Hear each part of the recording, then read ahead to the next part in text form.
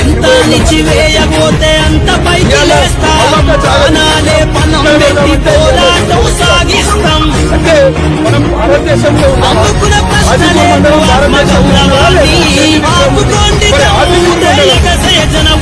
రాజకీయ నాయకులు భయపడుతున్నారు.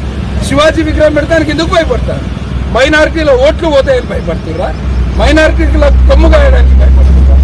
ఇది చాలా బాధాకరమైన విషయము.